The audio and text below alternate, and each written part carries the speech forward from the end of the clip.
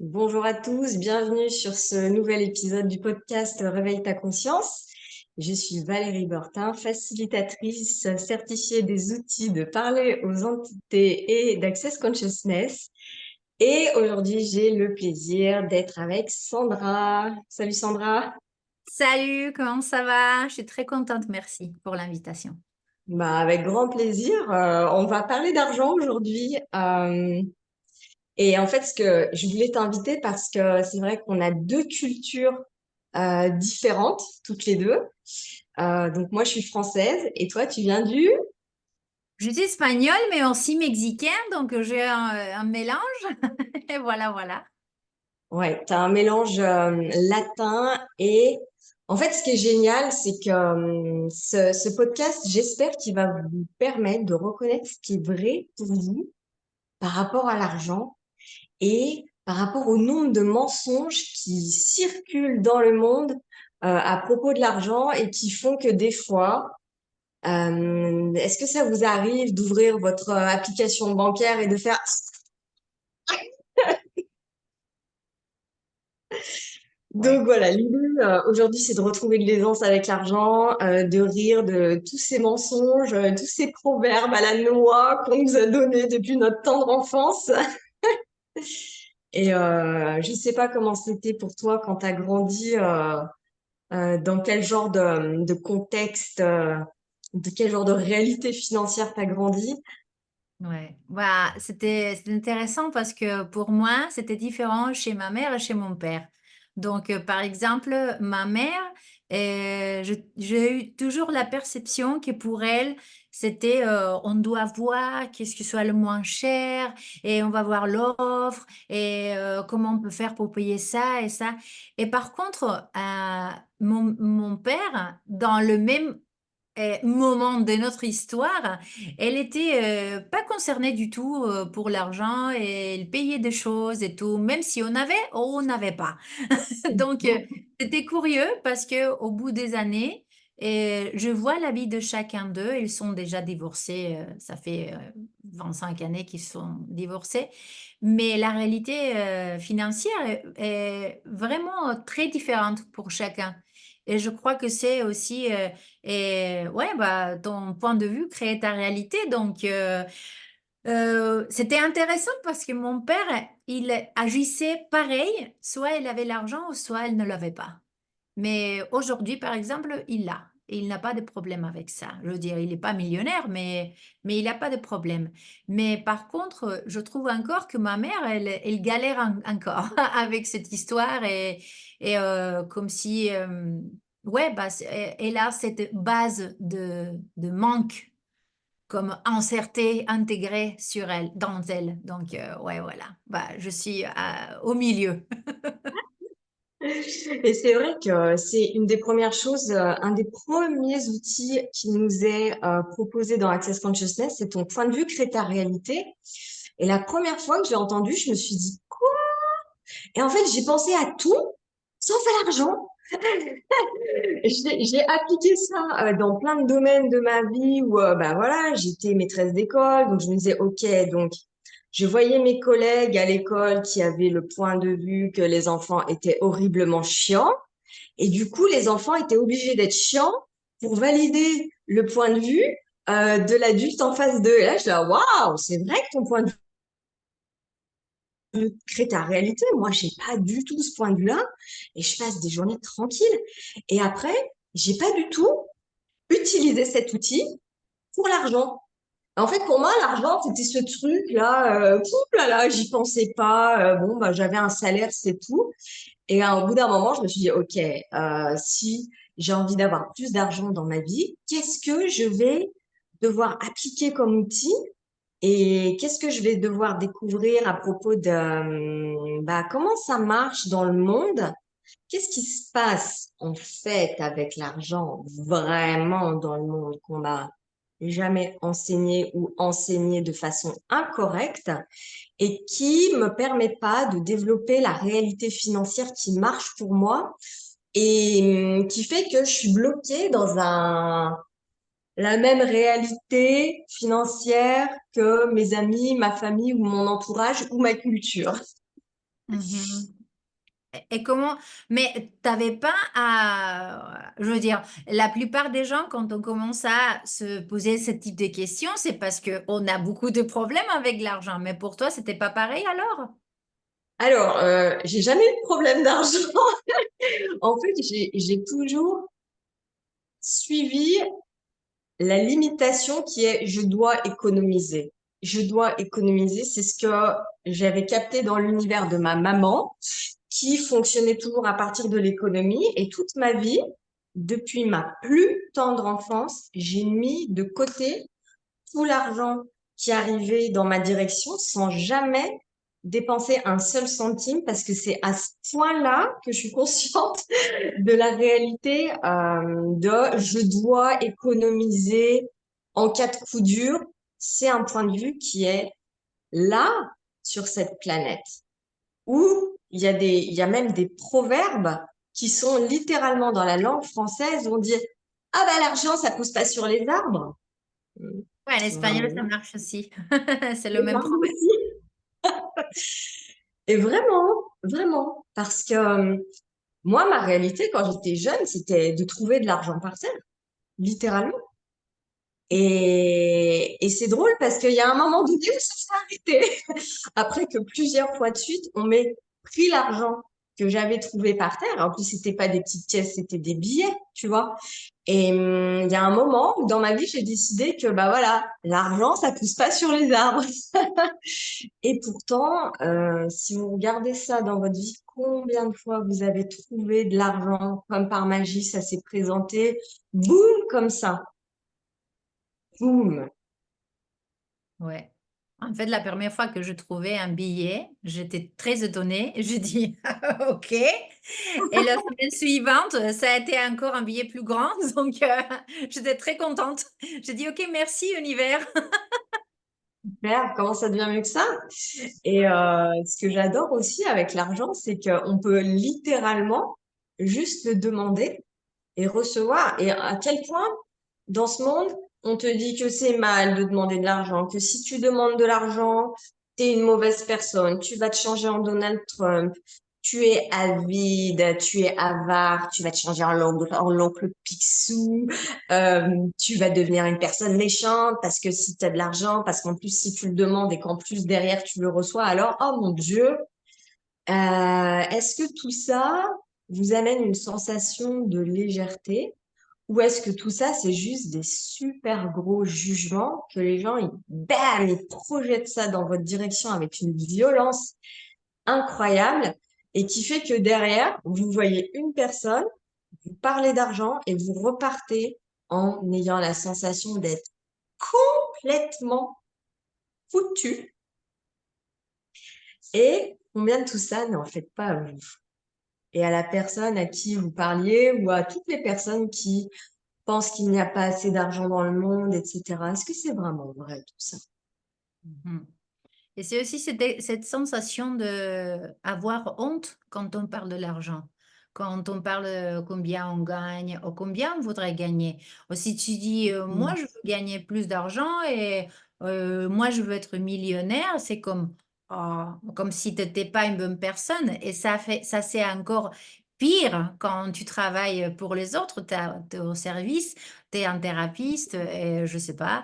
Donc, Et si tu es dans le monde de la conscience, tu devrais pas vouloir l'argent parce que c'est pour les gens méchants et les politiques et tout ça, et voilà. Donc, on dirait qu'on n'a pas le droit de vouloir argent ou de vivre confortablement parce qu'à la fin, l'argent, te rend la vie plus facile. c'est ça, l'argent, c'est l'essence que tu mets dans ton moteur, c'est tout. Et c'est pas la faute de l'argent. Et dans le monde, il y a une détestation de l'argent qui est propagée de partout, comme si c'était la faute de l'argent. Mais est-ce que c'est vraiment la faute de l'argent? Ou est-ce que c'est la personne qui a l'argent et qui fait n'importe quoi avec? Est-ce que la personne est devenue complètement horrible à cause de l'argent ou est-ce qu'elle était déjà horrible avant? Exactement. Il était déjà horrible avant d'avoir de l'argent. pas l'argent qui l'a rendu mauvais, je veux dire, il était déjà complètement fou auparavant. Et en tant que, et c'est vrai que si on est thérapeute, oh là là, j'ai passé des années à croire que je devais tout donner gratuit et toujours donner, donner, donner. C'est mal d'être payé, c'est mal de donner, de demander de l'argent pour des séances de bien-être, etc., de soulagement du stress. Et je dois dire que euh, j'ai mis longtemps à le changer. Je pense que je suis restée bloquée au moins 3 ans et demi dessus. Et à un moment, j'ai dû regarder mon point de vue et me dire, OK, est-ce que ce point de vue, il me sert ou est-ce qu'il me dessert au quotidien? Ou est-ce que je suis en train de me blesser, de me prendre un marteau et de me taper la tête avec? Où est-ce que je vais aller avec ce point de vue? Pas nulle part. Ouais. Mais comment tu fais? Parce que par exemple, beaucoup de mes élèves qui étudient des autres choses, mais ont vraiment beaucoup de problèmes avec l'argent. Donc, et des fois, ils me demandent, et des fois, ce n'est pas tellement facile de leur dire si, par exemple, ils sont pas dans Access Consciousness, ils n'ont pas les outils. Donc, comment les expliquer? Et tout ça, ce qu'on parle sur Access et tout, et comment on change leur point de vue sans se voir une victime ou sans apercevoir que s'ils prennent pas 2000 cours de Access, ils n'arrivent pas, tu vois, parce que c'est quelque chose qui est tellement enraciné dans tous. Comment tu fais le changement facilement, on dirait, ou comment on commence? Alors, je dirais que l'idée, c'est de commencer à chercher des informations correctes, tu sais, à se sortir du lavage de cerveau qu'on a tous subi par rapport à l'argent. Et j'aime toujours me poser la question, qu'est-ce qui est vrai? Qu'est-ce qui est vrai ici? Qu'est-ce qui est vrai? Tout à l'heure, je regardais une vidéo sur YouTube. Il y avait une sensation de légèreté. C'était un gars qui fait des vidéos sur, voilà, la faillite française, le secteur bancaire, qu'est-ce que ton épargne risque concrètement, etc. Et j'ai dû vraiment regarder tout ce qui était dit et constamment être dans la question et me demander qu'est-ce qui est vrai ici? Qu'est-ce qui est vrai ici? Qu'est-ce qui est vrai ici? Qu'est-ce qui est vrai? C'est facile à reconnaître. C'est tout ce qui amène une sensation de légèreté, une sensation d'ouverture. Et tout ce qui est un mensonge, c'est lourd, c'est contracté, t'y penses tout le temps dans ta tête comme ça en boucle. Et c'est comme si tu étais en train de te taper la tête contre un mur. Tout ça, c'est que c'est un mensonge. Donc, en fait, je regardais ma vidéo et au fur et à mesure, je me suis rendu compte qu'il y avait que deux informations correctes sur toute la longueur de la vidéo qui étaient à propos de lois françaises qui disent que si la banque si la banque perd ton argent à cause de mauvais placements qu'elle fait elle-même, elle n'est pas obligée de te rembourser ton argent. Donc ça, c'était la vérité. Il y a des lois qui disent que si tu as une assurance vie à la banque, ton argent, il n'est pas vraiment à la banque parce que la banque, elle prend ton argent et elle va le placer ailleurs dans des placements des fois risqués. Donc si tous les épargnants voulaient retirer leur argent maintenant de la banque ferait faillite parce qu'elle n'a pas cet argent à disposition. Donc c'était ça la vérité. Et ça ne veut pas dire pour autant qu'il faut partir dans la panique, c'est OK. Qu'est-ce qui est vrai pour moi? Qu'est-ce que je sais? Et qu'est-ce que je sais du futur aussi à venir par rapport à l'argent, par rapport aux banques? Où est-ce que je vais mettre mon argent qui va me permettre de gagner toujours plus d'argent? C'est tout. OK. Et par exemple, je crois que c'est aussi, il y a une liaison très forte entre l'idée de, on doit travailler très, très dur et travailler moins plus d'heures tu travailles, plus d'argent tu as.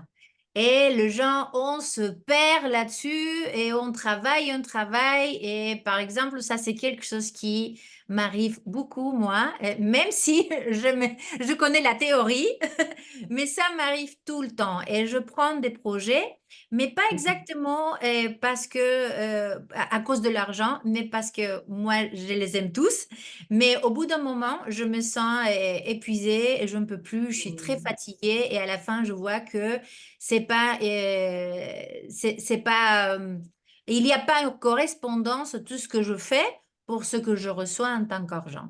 Donc là, c'est vrai que j'avoue, là, je travaille là-dessus encore parce que ça m'arrive comme un cycle, tu vois. Bah, je fais la conscience, j'arrête et au bout d'un moment, je recommence et voilà.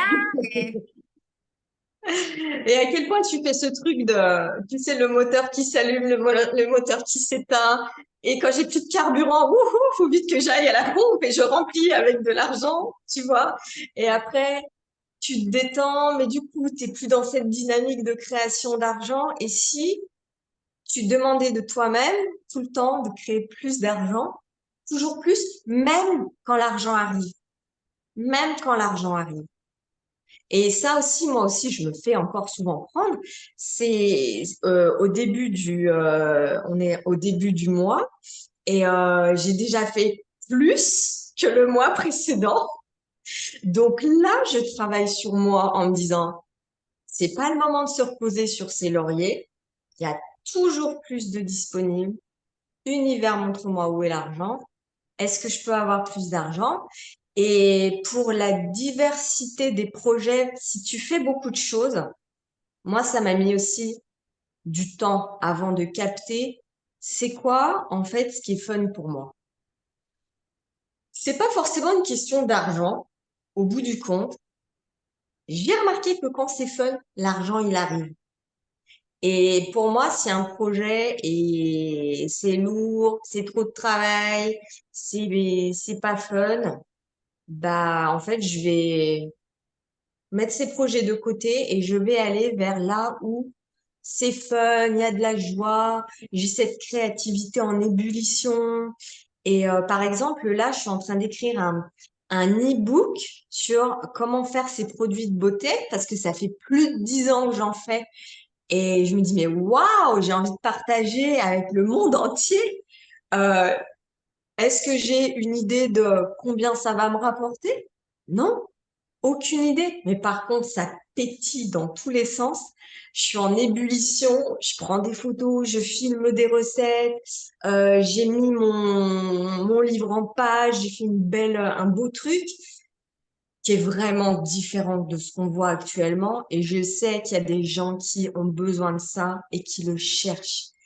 Et même si il y a que 3 personnes qui achètent mon e-book, mais qu'elles captent le truc, c'est pas grave. J'ai changé la vie de 3 personnes et je sais qu'en même temps, j'en vendrai bien plus que 3. Qu'est-ce qui est fun, en fait? Qu'est-ce qui est fun, qui amène de la joie? Et aussi, est-ce qu'on peut se permettre de recevoir de l'argent de tout ce qui est fun? Plutôt que de croire qu'on doit travailler dur. Et travailler dur, c'est ce que tout le monde fait. Et à quel point ça marche pas. J'ai jamais rencontré des gens qui travaillaient dur et qui étaient heureux d'être en vie, qui profitaient de leur argent. Oui, il y en a peut-être qui sont devenus riches en travaillant dur, mais à côté de ça, ils ont une vie pas super. Ils profitent pas de leur argent. Ils vont jamais dans des beaux endroits. Ils sont en train de travailler dur pour leur argent. Est-ce Mhm. que ça marche? Et c'est vrai qu'il y a ce proverbe, le temps c'est de l'argent. Et à quel point c'est pas vrai. Ouais, Tu peux passer très peu de temps et boum, générer des très grosses sommes. exactement. Ouais, je pensais à ça l'autre jour, à toi en fait, parce que je t'ai déjà écouté parler de ça. Et l'un de mes travails en ce moment, par exemple, c'est que je crie pour un journal. Et je commençais ça pour la première fois l'année dernière. Et j'avais pas d'expérience dans un journal tel quel. Bah, j'écrivais pour moi et tout. Et ça me prend beaucoup de temps, vraiment. Écrire un article de 500 mots, c'est Hmm. une page. C'est pas trop quand tu l'écris comme ça, mais le temps de faire la recherche, de réviser, ajouter les photographies et le pied de photographie et tout, ça me prend peut-être, je sais pas, 5 heures, 6 heures, chaque article. Et quand je compare hein, ce que je gagne quand je fais une session de thérapie pour 1 heure, Mhm. je gagne, Mhm. je gagne plus 1 heure de thérapie que, Oui, ce que vont me payer pour cet article dont j'investe 5 heures. Mais à la fin, quand je finis de faire l'article, je vois les résultats et je parle avec mon éditeur et il me dit qu'elle est hallucinée, que ça le plaît et tout et tout. Je dis: «Bon, est-ce que ça, Mhm. c'est la joie vraiment de voir le résultat et comparer avec le temps que j'investe? Est-ce que ça, c'est bien le bon schéma? Parce que dans le journal, je veux pas toucher plus de ce que je touche maintenant. Oui, Mais je me demande, est-ce que cette joie de faire ça, même si je gagne pas trop, va attirer l'argent d'autre part, même si c'est pas le oui, journal? Ça, c'est une question que j'ai. Pour toi? oui. Oui, totalement. Parce que quand tu fais ce qui est fun pour toi, l'argent, il peut arriver par quand tu écris ton journal et par plein d'autres endroits. Et plus tu fais ce qui est fun, plus l'argent, il va arriver de n'importe où. Et pas forcément de ce truc, tu te dis, oh, mais ce n'est pas assez rentable parce que je travaille tant d'heures et au final, j'ai que ça. Et, et en fait, est-ce que ça ajoute dans ta vie ce truc de ouais, c'est fun, c'est cool, c'est vraiment, j'adore ce job, ça m'enthousiasme. Euh, et en même temps, j'ai envie de rajouter, est-ce que le tarif que tu factures est suffisant? Pour le journal, j'ai pas le choix parce que ça, c'est ce qu'ils ont décidé. Bon, c'est la tarif qu'ils payent à tout le monde, Oui. donc Alors, moi j'ai plusieurs stratégies d'approche par rapport à ça. C'est que tu sais aussi que je suis traductrice pour Access Consciousness et j'ai quand même pas mal de gens qui me sollicitent pour traduire. Et pendant très longtemps, j'ai traduit beaucoup de choses sans nécessairement être payée. Et à un moment, je me suis dit quand même, là, il faut que je voulais juste avoir les classes offertes. Et ça me suffisait. Maintenant, je suis vraiment dans une démarche où je me dis, OK, maintenant, j'ajoute aussi l'argent. C'est inclus dans la traduction. On m'a récemment proposé un deal où j'avais un tout petit pourcentage pour traduire. Il y avait beaucoup d'heures, pas beaucoup de participants dans ma langue. Et j'ai calculé qu'en gros, avec 4 participants, j'allais traduire en gros pendant 7 heures et que j'allais être payée 8 euros. Et là, j'aurais dit, écoutez, je suis désolée, ça marche pas. C'est la première fois que je leur dis ça. C'est pas une réaction, c'est pas pour les rejeter. Genre, ah, ça marche pas pour moi.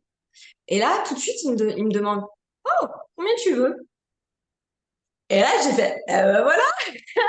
Donc, en fait, le moment où tu t'excuses et que tu dis, ça ne marche pas pour moi, ils vont changer leur point de vue et ils vont faire en sorte que ça marche pour toi aussi. Parce que c'est dans les deux sens. C'est pas juste ça marche pour une partie et pas pour l'autre. La vraie contribution, c'est quand ça marche pour les deux. Donc, si un jour tu te permets d'avoir l'audace de dire à quelqu'un, désolé, ça ne marche pas pour moi, et derrière tu te tais, vois ce que eux, ils te proposent derrière. Ça demande du courage. ouais, Ça demande aussi le fait d'être prêt, par exemple, si tu as ce job où tu écris un article, être prête à perdre ce job aussi. Et leur dire, désolé, ça ne marche pas pour moi. ouais. Je dois payer mes charges à la fin du mois. J'aimerais tellement travailler gratuitement, mais j'ai aussi une vie à payer. C'est Ouais, pas pour les mettre en tort, c'est s'honorer soi et honorer ton talent aussi. ouais, justement, je me demandais est-ce que je suis en train de reconnaître mon talent et d'être Mhm. juste aussi avec moi. Et en fait, j'avais, j'avais dit au revoir la semaine dernière, non, 3 semaines en arrière. Et je dis, ouais, ça marche pas pour moi parce que c'est trop, je mets trop d'heures là.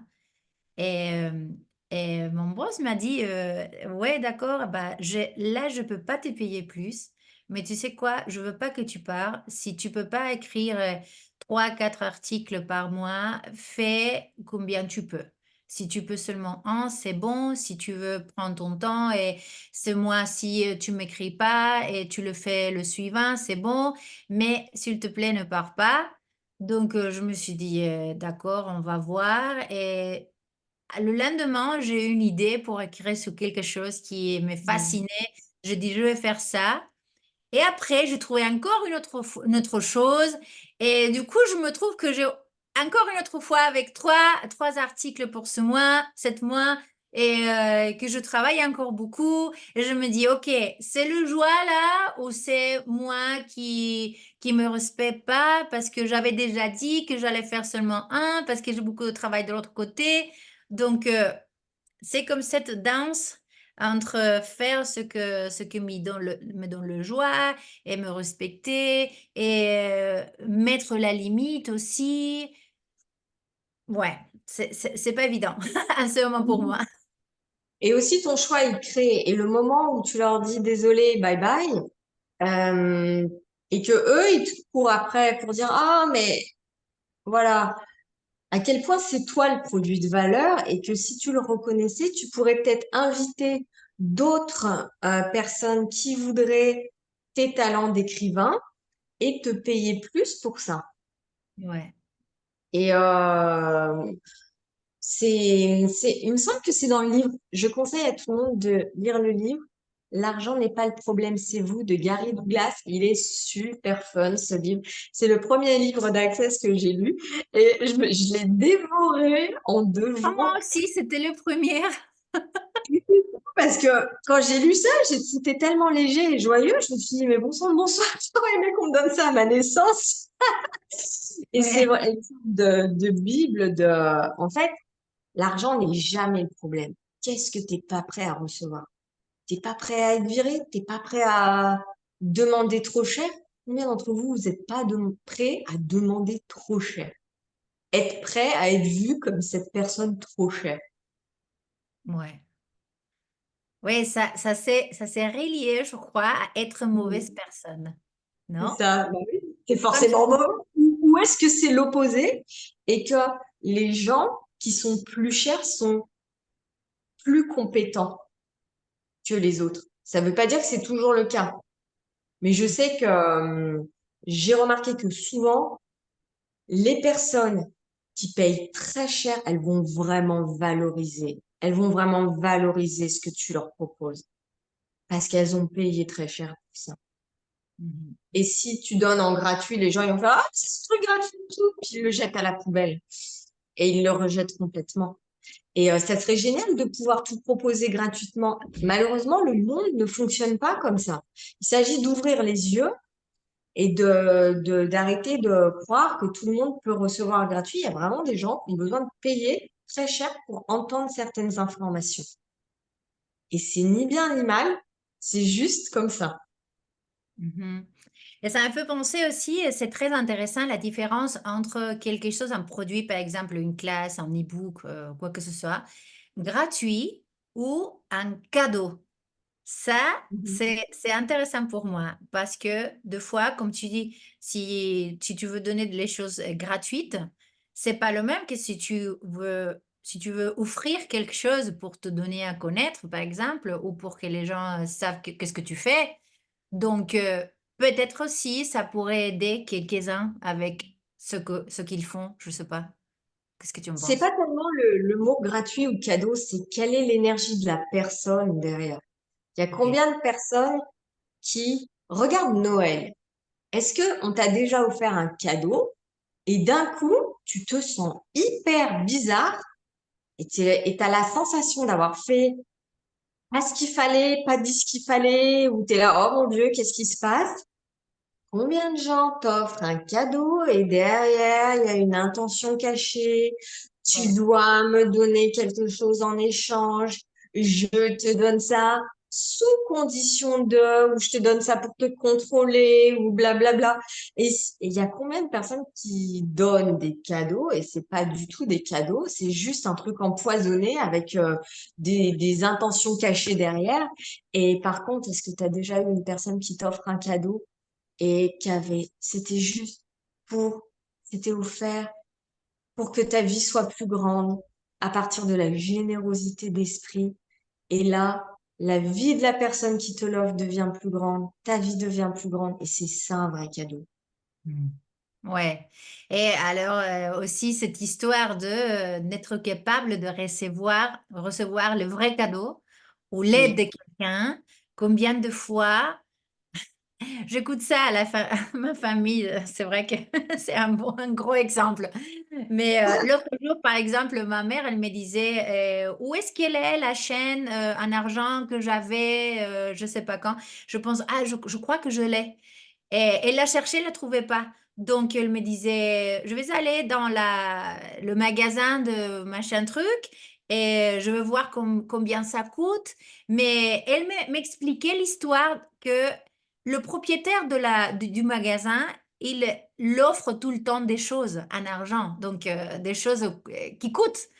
Et lui, il avait offert cette chaîne que j'avais, que j'ai quelque part à la maison. Et elle me disait, est-ce que si je retourne et je lui dis que je veux encore une autre, il va me l'offrir. Et je veux pas qu'il me l'offre parce que il m'a déjà offert beaucoup de choses. Je lui dis, mais c'est quoi le problème? Si lui, il veut t'offrir, il a un magasin et probablement ça coûte rien pour lui. Il est heureux de te donner cette chaîne et tout. Mais elle était vraiment préoccupée et elle voulait absolument pas qu'il sache qu'elle a plus la chaîne parce que sinon il allait le... Tu vois, cette hyper grosse histoire dans sa tête de ne pas se Mm. laisser recevoir. Et c'est comme, oh là là, et c'est une Et si chaîne. on, c'est ça.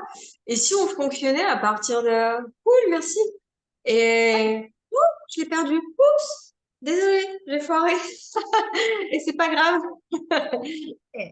Mais ce petit truc, je veux dire, c'est pas une maison, c'est pas 1 million de dollars, c'est une chaîne d'argent et c'est tout. Je sais pas, c'est quoi, 100 euros, je sais pas. Mais quelque chose que quelqu'un veut t'offrir. Et pour elle, Oui. c'est vraiment non, non, non, il faut pas qu'il sache que je n'ai pas la chaîne parce que sinon. Et moi, je pensais, waouh, c'est trop fort ça. Parce que de l'autre côté, par exemple, il y a mon père qui s'en sert plus de sa voiture. Et moi, j'avais besoin d'une voiture. Et finalement, il m'a dit, bon, bah tiens, la voiture. Et Comment ça devient mieux que ça? ouais, tout à fait, tout à fait. Mais moi, que je suis sur milieu, je sais, ils sont mes parents, les deux, et les deux veulent le mieux pour moi et tout. Mais comment sont différents leurs points de vue? Oui. Et comment je vois la différence entre se laisser ou pas se laisser recevoir. Et par exemple, mon père, qu'il a été toujours très, en espagnol, on dit desprendido, qu'il s'attache à rien, tu vois. C'est comme voilà la voiture, voilà l'argent, voilà ça, et voilà ça. C'est comme cette sensation de il y a toujours. Oui. Peut-être il n'y a pas maintenant, mais il y aura, on verra, on verra. Et des fois, ça a été un problème aussi quand j'étais petite, parce que des fois, cette histoire de on verra, deux fois, il arrivait le moment de payer l'école, de payer quelque chose, et il n'y avait pas. Mais lui, il était tranquille. Et ma mère, elle était angoissée, tu vois. Mais la réalité, c'était la même pour les deux. La situation, c'était la même, mais la perception de chacun d'eux était Oui. différente. Et au bout des années, ben, je vois comment il y a la différence pour chacun. Donc, bon, c'est fou ça pour moi. S'il y a une infinité de points de vue sur l'argent, qu'est-ce qui est pertinent ici? Je me demande souvent qu'est-ce qui est pertinent pour moi? Quelle est ma réalité avec l'argent? Quelle est ma réalité avec l'argent? Indépendamment de ce que tous les autres pensent et de ce que tout le monde a des jugements de l'argent dans le monde. Est-ce qu'on va rendre les jugements des autres pertinents? Est-ce qu'on va laisser ces jugements contrôler notre vie? À qui tu penses avant d'acheter quelque chose? Qu'est-ce qui est pertinent ici? Si par exemple c'est comme ta mère qui pense à ce qu'elle est déjà en train de décider ce que l'autre va penser d'elle en plus. Fantastique. Voilà. Mais qu'est-ce qui est pertinent ici? Est-ce qu'elle pourrait juste se taper le culot d'aller au magasin et dire oups, j'ai perdu la chaîne, je suis vraiment désolée. Et de voir qu'est-ce qui se passe. Et si vous pensez à qui que ce soit d'autre avant d'acheter quelque chose ou de dépenser de l'argent, c'est que vous choisissez pas pour vous et c'est que vous n'êtes pas dans votre réalité. Quelle est votre réalité avec l'argent? La vôtre. À quel point vous avez des capacités phénoménales et on vous a juste mis en tort toute votre vie en disant, ah, t'es un panier percé, tu dépenses trop, euh, ah, tu devrais économiser pour un coup dur. Est-ce que tout ça, ça vous allège ou est-ce que c'est pesant comme une tonne de briques? Mhm. Quoi d'autre est possible avec l'argent? Quoi d'autre est possible? Et il y a beaucoup de choses qui, de fois, sont pratiques dans sa réalité, comme avoir l'argent de côté, mais Oui, de quel point de vue tu es en train de garder cet argent? Du point oui, de vue de peut-être il y a un jour qui arrive quelque chose et j'ai besoin de ça, avec cette peur, tu vois, oui, ou oui, seulement pour l'avoir parce que je peux l'avoir. oui. Exactement. Et on n'est pas éduqué à juste avoir, juste parce que tu le peux. Et c'est vraiment ce à quoi je vous invite ce mois-ci d'ailleurs. J'ai trois classes sur l'argent, deux, je sais plus. Être ami avec l'argent et sortir des problèmes d'argent, qui fait que en fait c'est deux invitations différentes pour aller regarder. Ben voilà, quelle est ta relation à l'argent? Qu'est-ce que tu peux changer? Et qu'est-ce que toi, de manière unique, es capable de créer avec l'argent si tu l'invitais comme un ami dans ta vie plutôt que ce truc où tu fais ah non. C'est vraiment l'invitation et vous pouvez venir soit à un appel, soit ou deux. Il y a une réduction si vous choisissez les deux. Et je voudrais vraiment vous inviter à une exploration complètement différente